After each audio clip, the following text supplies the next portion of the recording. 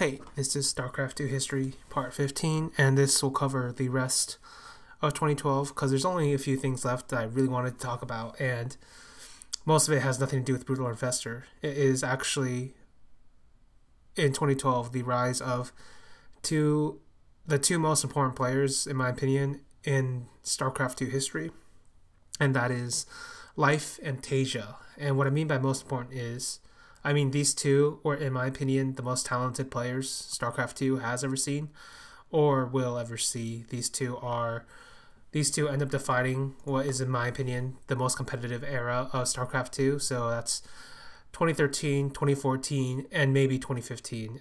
Really depends on how you want to look at it, but definitely the first 2 years. And for my money, these two could have been the undisputed greatest of all time, but both of them had small issues that stopped them from being that. TaeJa couldn't get it together in GSL or WCS in basically long preparation formats. Life, he didn't have the rigor, first of all, which is the ability to grind in, grind out day after day. He either felt like playing or he didn't, and that was his spikes in performance, and also his own moral fiber ended up taking him out, essentially. So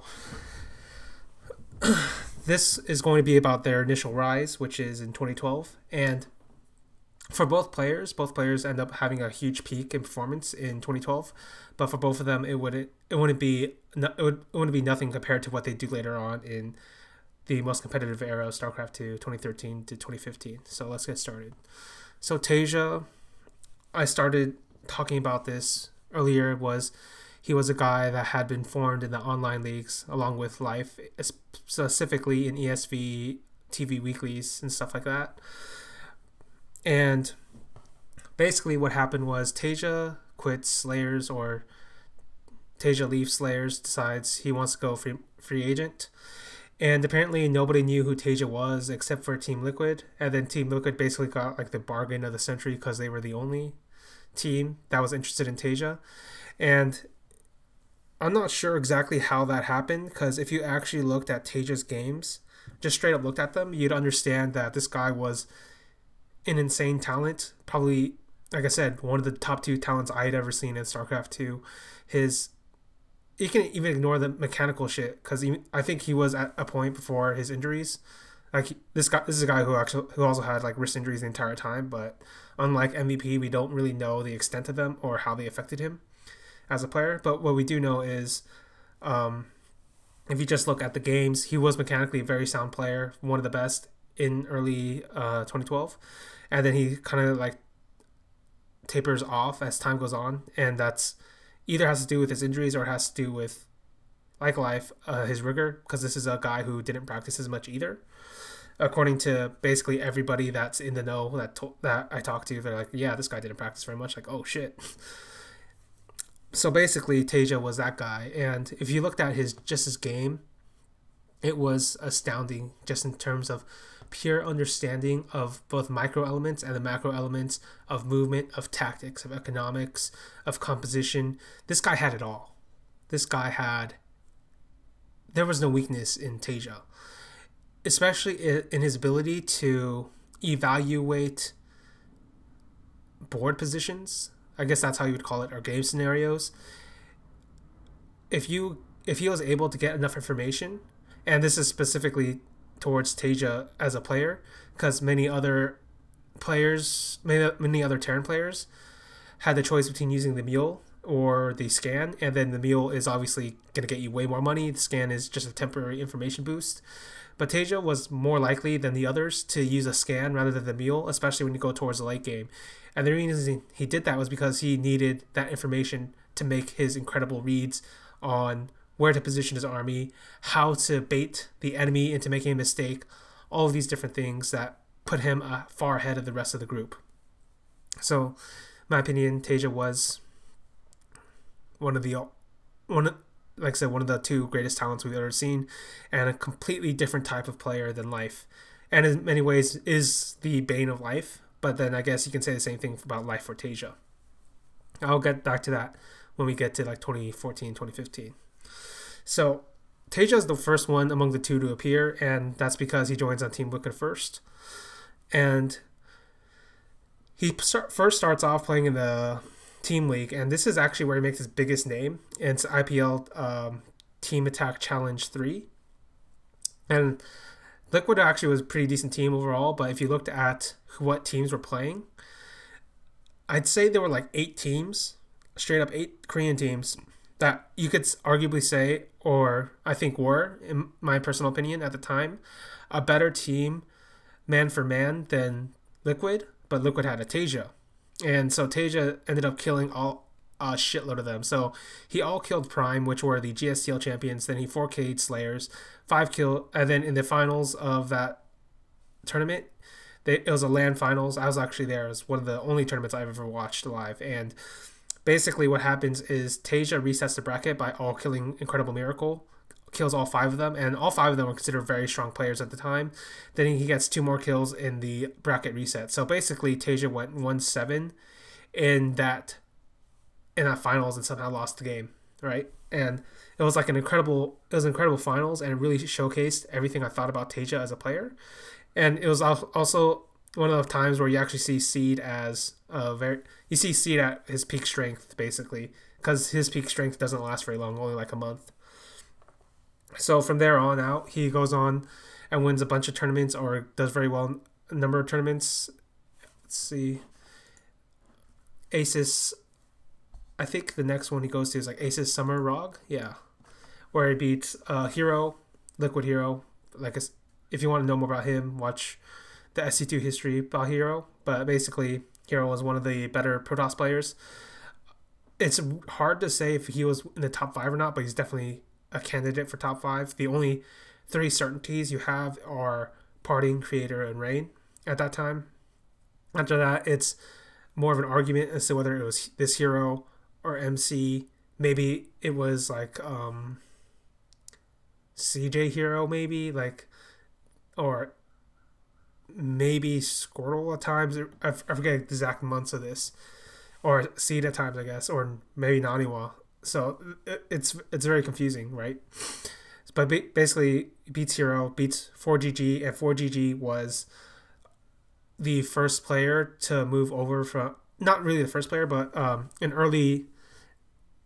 player who left a little bit earlier than the Kespa transfer. I mean, from Brood War. And 4GG was one of the most aggressive Terrans you'll ever see. That's the way I'll put it. This is a player who played StarCraft 2 exactly the same way he played Brood War. All about the timing attacks, all about trying to crush his enemies with force. It's very fun to watch. He makes actually a lot of exciting games. And recently he came back in StarCraft 2, but I don't know exactly how far that's going to go. And then the last player he beat in that tournament was MC. And MC's, like I said, always been a very consistent and very strong player. And this was part of MC's World Tour. He's beaten other players. It had pretty good showings all around. Summer Arena, he beat Gonzi, Lucira, first Alicia. Gonzi, like I said, still pretty solid Terran player at the time. Alicia was on the rise as a Protoss player. I don't think he ever got the acclaim of being like a top 5 player, at least in my eyes. But he was still pretty legit.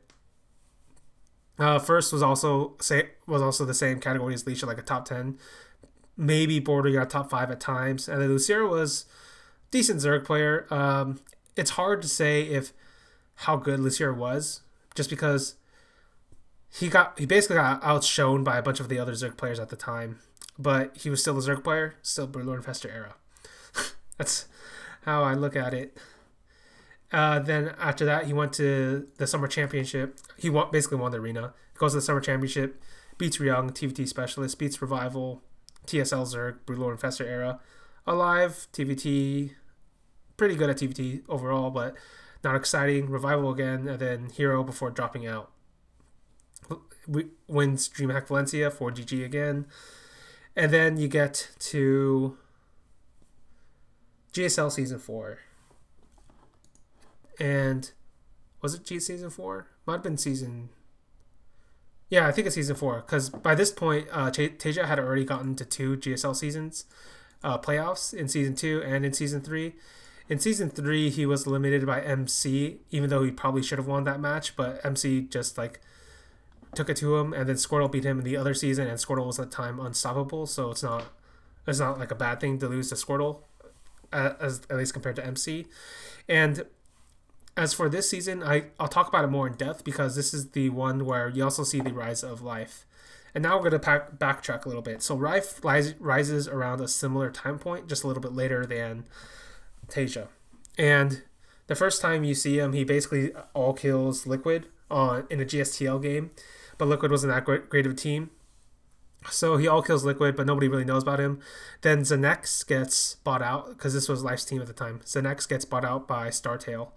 And then StarTail starts teaching, and then StarTail starts teaching Life how to practice seriously. And then it's at this point that Life gets a huge rise in skill all of a sudden, because apparently he wasn't taking the game seriously the entire time. And so he plays his first big online tournament, Team Liquid Star Leagues Season 4. So if you remember from earlier, in TSL 3, that was the rise of Naniwa and Thorzane. And this one, it's going to be the rise of Life and Creator. And I already talked a little bit about Creator, like probably like a false prophet sort of Protoss. Good at the time, overrated as to how good he could become. And then Life was the real shit, even though he got second in that tournament. There's also a really funny series in that one. It's called Life versus Elfie. You can go watch it, but like basically Elfie does like a bunch of weird shit, and then Life, being a weird player, also does a bunch of weird shit in reaction. Not a game I'd recommend normal people, but if you're into esoteric, weird Starcraft 2 games, that's one you can go back and watch. And so basically we go to GSL Season 4, and now we have both the rise of Life and TaeJa. And also, it rained an MVP, because this is a really fucking crazy season. So TaeJa, for his part, his run includes beating MVP and Mana in the round of 32. Then he goes on to the round of 16, loses to Rain, I believe. Was it Rain? Yeah, he loses to Rain, and then gets out by beating Dongrigu and Polt. And Polt was a pretty good Terran at the time. Arguably one of the top 5 Terrans, and one of the only ones that could fight Brewlord and Fester. And his TVT was actually exceptional. It's just TaeJa was even better. And TaeJa versus Polt is actually a surprisingly good matchup, even though they rarely played each other, just because Polt's such a more tactical-minded player compared to TaeJa, so it's harder for TaeJa to do all of TaeJa's... it's harder for TaeJa to like punish mistakes against Polt, I guess. That's the best way to say it. As for Dongrigu, he actually falls off a little bit towards the end of 2012. I think I talked about him earlier in the Brewlord and Fester saga. But basically, Brewlord and Fester never really fit him as a style. And something about losing that GSTL, something about losing a GSL Season 3 always like broke Dongrigu in my mind. So TaeJa gets into the quarterfinals, and then he beats Lenok. And Lenok was, like I said, one of the best Zergs in the world. Brewlord and Fester, definitely his patch. TaeJa beats him. TaeJa's pretty much a god, right? Because that is so hard to do. And then we have Life. And Life not only has Brewlord and Fester, but Life is, like I said, one of the most talented players we'd ever seen. Life beats an ST. Life beats JYP early on. And then in the round 16, Life beats both Happy and Seed. Happy is like a mech Terran, not very good, to be honest. Seed was... like I said, he was the previous champion, but he'd get taken out by both Life here and Symbol, and this is like Symbol's revenge, because, like I said, Symbol could have actually not won, but he could have beaten Seed in the last GSL in their best of 5, but Seed basically like broke him and taught him to never use Infestor Ultralisk again, but to only use Infestor Brewlord. Symbol learned his lesson. Symbol, Infestor Brewlord, Seed, and Seed loses. That's kind of the end of Seed. And so TaeJa and Life meet in the semifinals, and actually before Life meets TaeJa, he beats Marine King. And it was a complete stomping. Marine King had no fucking chance. Basically, like, he exploited a bunch of holes in Marine King's defense, and it was like over before it started, it felt like. And and then he actually does the exact same thing to TaeJa here. And this is like the first time anybody had seen it, but basically Life was using a style that would become standard for the rest of StarCraft 2 history, which is the counterattack style, where literally every Zerg player can now use it and has to know how to use it, where you have to always have a detachment of Zerglings usually that can instantly counterattack a Terran player that moves out, so you can always draw them back and always buy yourself more time, or in some cases instantly win, which is what Life did. And Life was by far the best at it. He had the best natural instincts, he had the best practice for it, because this was his only style he'd ever used, basically, like one of the only ones he'd ever used. And he understood also how to like transition if it failed, what to do, how to make a comeback, or how to exploit any advantages he had made. Right, and then on the other side of the bracket, we have MVP versus Symbol, and Symbol was like I said, a Broodlord Infestor player, but MVP kind of just crushes him with Bio here, and it's actually a very surprising series from MVP, because this is basically like reminiscent of his 2011 non-broken body version of MVP. He just crushes him straight out, like no fuss, no problem in the late game, and then moves on to the semifinals. As for Rain beats Hero. Rain was the best PvPer of that time. He's the guy who figured it out. He was the chosen one. He was, for all intents and purposes, I think he should have been a greater achieving Protoss than he already was, than he is in reality. And what he is in reality is like one of the all-time great Protosses already. So that's kind of how I feel about Rain in particular. And he runs into MVP, and I've talked about this in a few other videos, so I'll just go through it really quickly. Basically, MVP knows Rain better than Rain knows Rain. And because, like I said, Rain had this very specific style of always going to the late game, always playing it out there, right? And so what MVP does is he plays it against him. He all-ins a few times and makes Rain even more defensive. One of them works, one of them doesn't work, from what I remember. And then from that point on, MVP just starts cutting all the corners in terms of greed. So I was like, yeah, I'm just going to go triple command center, no defense, and hope Rain doesn't attack. And he knew Rain wasn't going to attack, because in Rain's mind, he thought the only way I could lose is if MVP all-ins me. As it turned out, there was another way he could lose, which was the SCV pool that MVP created. And what he did was, because he had the economic advantage, he would get to the max army faster, and then pull all his SCVs and then crush Rain in a timing attack. And then each time, like Rain, because Rain was a better player in terms of micro and in terms of unit composition, it looks like Rain is almost about to hold, but MVP always just barely breaks through and then wins the game. So MVP just kept doing it, and then MVP eventually wins 3-2. It's like an amazing series. It's like, this is basically like his this series in and of itself is probably you could probably consider a miracle, basically, because MVP, once again, he exploits a psychological problem in the player he's playing against, and he creates a build to exploit it with, and a timing attack to exploit it with. And then MVP and Life play out in the finals. MVP in this one, he uses two variations of his mech build. One is the standard mech build, which I talked about, which was his second miracle, and then the other variation is the old style Slayer's Blue Flame Hellion variant. And MVP and Life go at it for all 7 games, and there's actually points in this game where if like MVP had made a slightly better choice or had been slightly more aggressive, he might have won this 4-3 instead of this going in Life's favor 4-3. Having said that, it was Broodlord Infestor. It was kind of bullshit, but this is and in terms of the finals, just in terms of entertainment value, I don't think it was that interesting. But I could understand why MVP opted for this style, because if you look at the way Life played in both MKP and TaeJa, you can tell that Bio, like Life fucking destroyed Bio. So MVP, like, basically, this is actually a thing I have always respected MVP for in this finals. There's 2 actions you can think of for Life's TVZ. There's the first, which is Bio versus Muta Ling Baneling, because this is the style that Life wants to use majority of time. And theoretically speaking, if you were playing the game as if we were all just robots, right? Like just playing to the perfect best way to play. theoretically speaking, MVP probably should have played Bio because Mutiling Bling is way less overpowered than Infestor, Broodlord style. But MVP understood that Life was ascendant in that kind of style, and even though Broodlord Infestor is more overpowered than Mutiling Baneling, it wasn't as powerful as Life's natural Mutiling Baneling style, basically. So basically, by going this mech build, he forces Life down the path of Brutal Infestor. And yeah, it's Life with Brutal Infestor. Of course, you're going to lose, but it's better than Life with Mutiling Baneling against Bile, basically. And as far as I can tell, there's actually only one.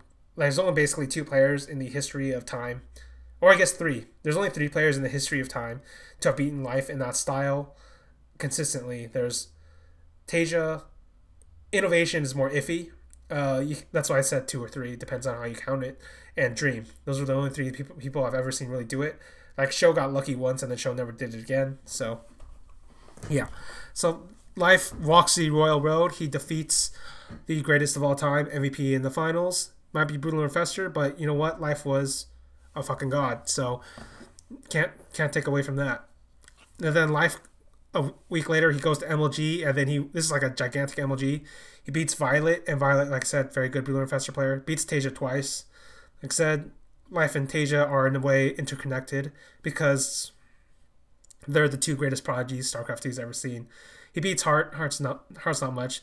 He beats Flash, and now this is an interesting thing about Flash, because for whatever reason he is hilariously overrated or hilariously underrated, depending on what time period we're talking about. And at this point, he was very overrated, but he was still a good player. And Life takes him out, so no problem there. And then he beats Leenock in the finals. It's actually a pretty good finals for ZVZ. It's actually very tactical, especially with the way Leenock and Life played against each other. But Life takes it out. Life wins. And then we go to, let's see here.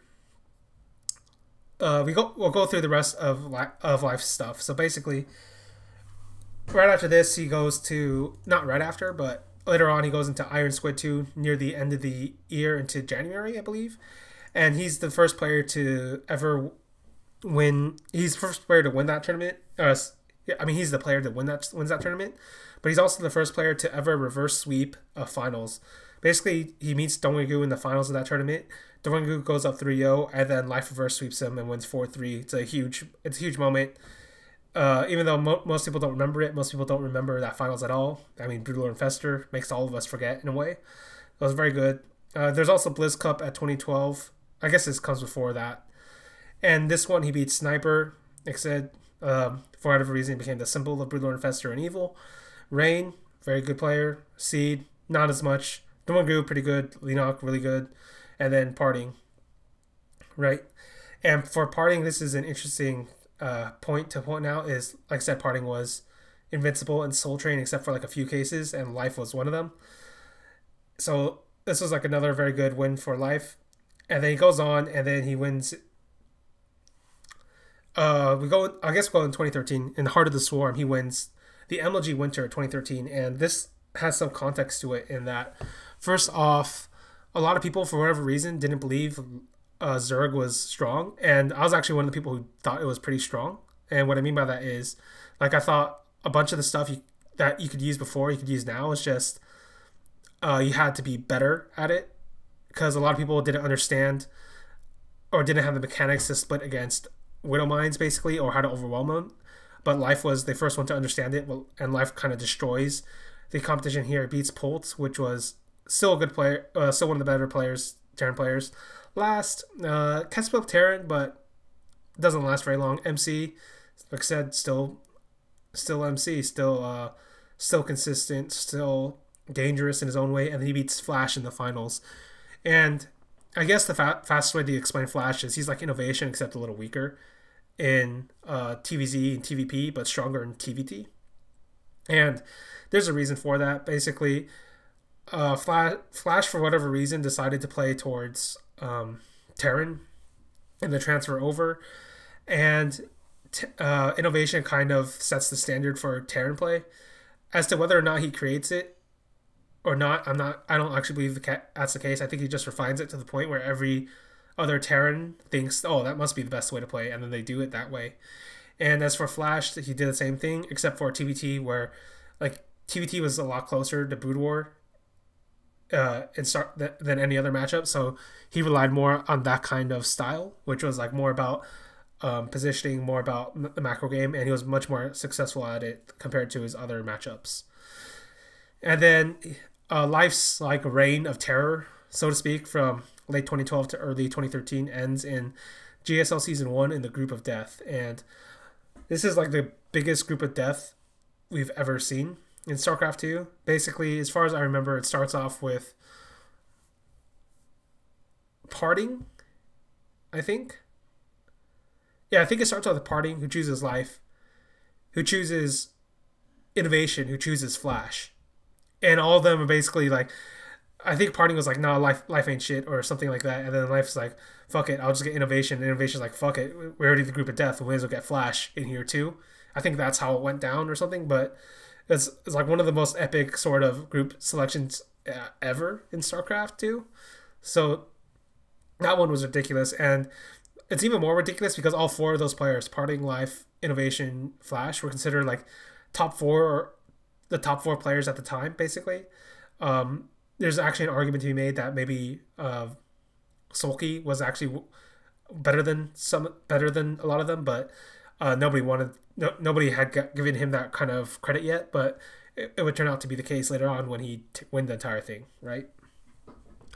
And now we're going back to TaeJa, and so TaeJa's last sort of things to run through is, because this is his first pick as well, but basically Life's first pick ends there, and then after that Life loses interest, basically. Like he doesn't practice as much, like he's not as interested into the game apparently. At least that's what somebody close to Life told me. And at least you can tell in the game he's definitely not as solid, definitely not as refined as he was. And as for TaeJa goes on, he gets to the finals of DreamHack Winter, gets busted out by Hero, and then in the first season of GSL, basically the last Broodlord and Fester era GSL, he's able to beat Dongregoo, Bomber, and Sulky, and that's actually an amazing feat in and of itself, because Sulky was like one of the best Zergs by the end, and with Broodlord and Fester, he really should have won that, but TaeJa's, like I said, really fucking godlike. But he still ends up losing to Broodlord and Fester anyway. Hail Roro, who ends up winning the Roro beats TaeJa, and then Roro wins that GSL season. Right, so this is that basically covers it for everything I wanted to talk about for this time period anyway, because what's going to happen is, like I said, Life falls off because he's kind of loses interest. As for TaeJa, he falls off not because of any particular failure in skill. It's just he's transferring over to WCSNA from Korea, and because of the structural changes, what's going to happen is he doesn't really get to play in a bunch of tournaments again until later on in the later half of 2013, where he really shows up and beats the shit out of people. And like I said, preparation format was always a bit of a weakness of his, so in between you basically see him like lose out really early on in the Winter Championship with MLG Winter Championship, which was like a day after HOTS release, so you can't really blame him for losing that because people were learning a new game. And then because of the preparation format, he didn't go very far in the first season of WCSNA or Korea, as far as I remember. Yeah, and I think that should cover it for this time. See you guys later.